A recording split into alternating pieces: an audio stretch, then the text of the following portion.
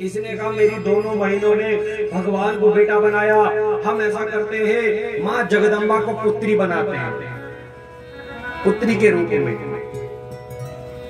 दक्ष ने कहा ये तो बहुत अच्छी बात है, इसके लिए देवी लेकिन बहुत ऊंचे ऊंचे शिखरों पर जाना पड़ेगा, बहुत ऊंचे ऊंचे शिखरों पर जाना पड़ेगा। ये दोनों पति पत्नी हिमालय के ऊंचे ऊंचे शिखरों पर गए तपस्या करने के लिए, ध्यान करने के लिए।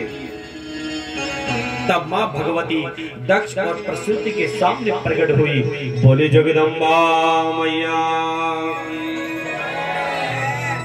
माँ भगवती जगदम्बा ने कहा मां तुझे क्या चाहिए? दक्ष ने कहा मां मुझे संपत्ति चाहिए।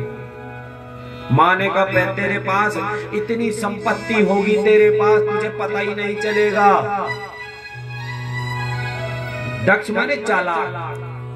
दक्ष देखो इतना चालाक है, पता है क्या कहा मां से? कहा मां मुझे भरोसा नहीं है। देखो विश्वास ही नहीं है इसको। मां ने कहा तुझे भरोसा कैसे होगा फिर?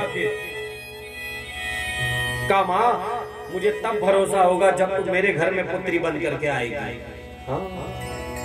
मां ने कहा अच्छा तो ये बात है, तो कहा ठीक है। मां भगवती जगदम्बा दक्ष के घर में पुत्री बन करके आ गई और प्रसूति के गर्भ से सती ने जन्म लिया। बोले सती मैया की।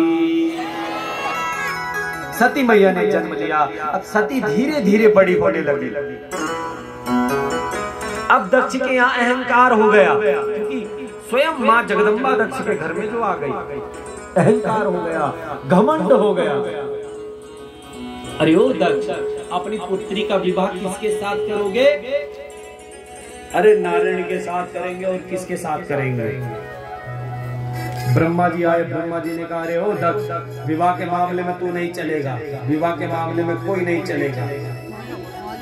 विवाह के मामले में माता पिता की नहीं चलती, किसी की नहीं चलती। जहाँ जहाँ किस्मत होती है वहीं विवाह होता है।